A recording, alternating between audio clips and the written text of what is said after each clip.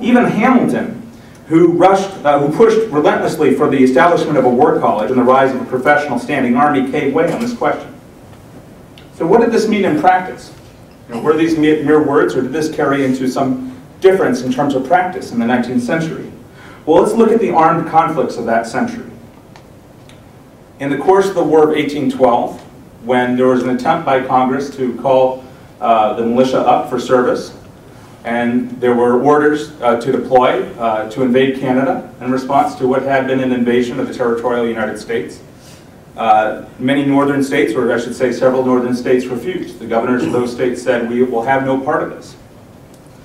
There was no question of calling up the militia in the Mexican-American War. It just wasn't feasible. Nobody thought it was constitutional, and it was certainly known that the northern militia would fail to appear. The Mexican-American War was seen in many parts of the country as a war for the expansion of slavery, and I think rightly so. So that's not what was done. In the Indian Wars, the militia were called up repeatedly. Here you had a situation in which the militia were not called up to invade another territory. Technically speaking, the Indian nations were within the territory, at least as far as the United States was concerned, of the United States. But they also were not considered to serve all that well. And that is why, in time, the regular army, such as it was, came to displace them. One interesting note, there are many portraits of Abraham Lincoln, and he oftentimes said that his first elected position was as captain of his militia unit. He was deployed to where I now live, in Wisconsin. They tramped around in the mud for a while, and they went home, and then when they were called up again, they said, no, we're not going. We have work to do, families at home. In the Civil War, there was such fear in the northern states and the free states that the Union would lose, that in 1861 there was a convention of northern governors called by Wisconsin's governor Alexander Randall. And the result of that convention was a letter that was sent to Abraham Lincoln that said this, essentially, get your act together or we'll do it for you. And that was essentially what they said. We will organize our state militia into a confederated Union army, and we will ensure that our cause wins out. Okay? You'll notice that in none of those examples were there cases in which the militia were called up for service and deployment to another country for the purpose of invasion occupation, in which that actually occurred. So the law and the common understanding of the law and also the practice of the militia system had an impact in terms of U.S. foreign policy, I would argue. What else went on with the Guard, the militia system in the 19th century? One thing that we saw happen in the 19th century was a shift from what was known as the enrolled militia to the volunteer militia, sometimes the unorganized and the organized militia. What essentially you saw was that the states in many cases didn't take good care to equip and to train their enrolled militia. The musters that would take place did not happen on a regular basis so often. Frankly, the fear of invasion in the United States lessened. I think that that's one of the main causes of the decline of the militia system in the 19th century. People said, who's going to invade us? We don't need to be prepared. And there were other reasons too. Congress failed to act effectively to provide for the training and equipment that they had the ability to provide. So what were the consequences of this? Well, for one thing, you saw the volunteer militia take over from the enrolled militia. As there was less and less participation by regular people, regular men, the working class men in the militia system, it became something that was more elite. You had grand parades, fancy, epaulets, and all kinds of ribbonry, and marching bands and so on, and it became something that was much more of a show of wealth. And as you saw the class stratification of the militia system take place, that had an impact. Now the militia began to be called the National Guard in various states, and the National Guard became more of a police force that could be counted on to act with some loyalty to those who organized them.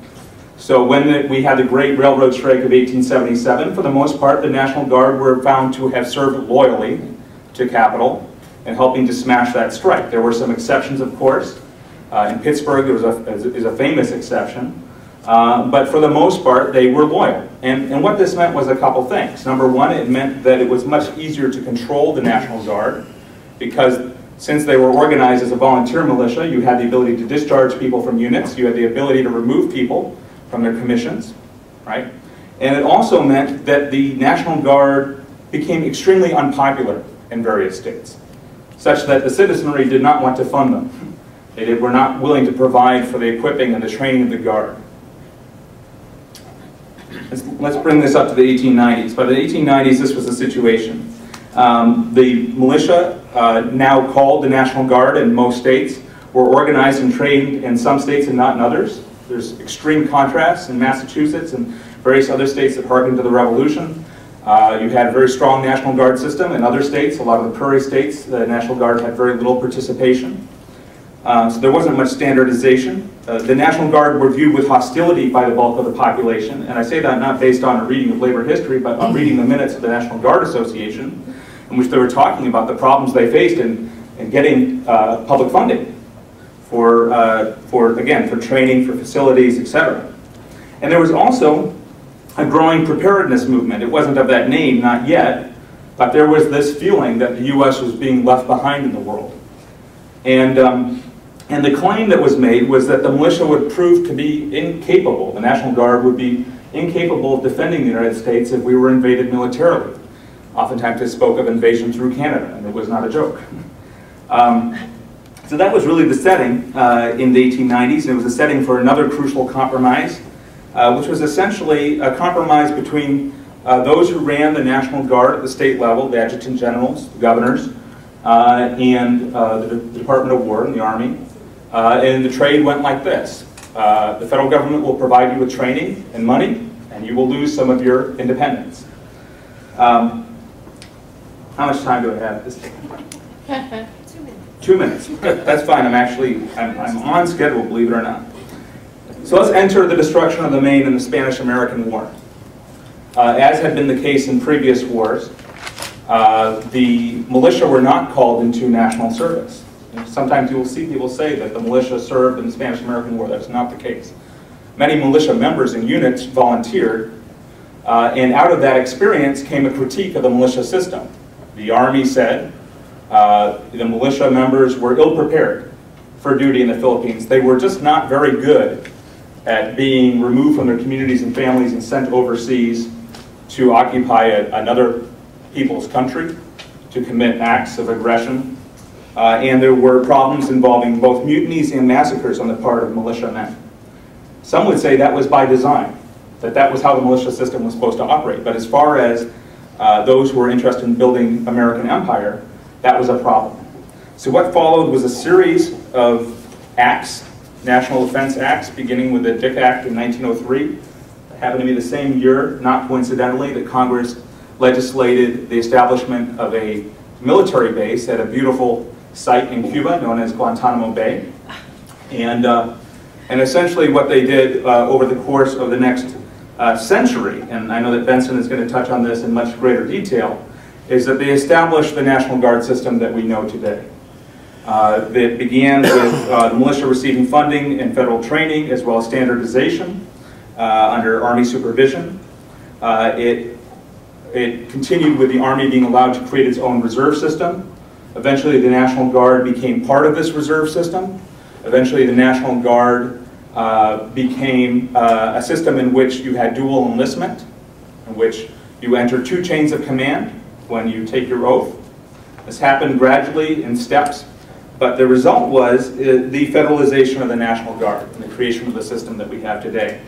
I had intended to talk a little bit about resistance in the 20th century, the movement for a war referendum amendment, some of the struggles that took place over the federalization of the Guard, but I think I'll leave that for discussion if we have time.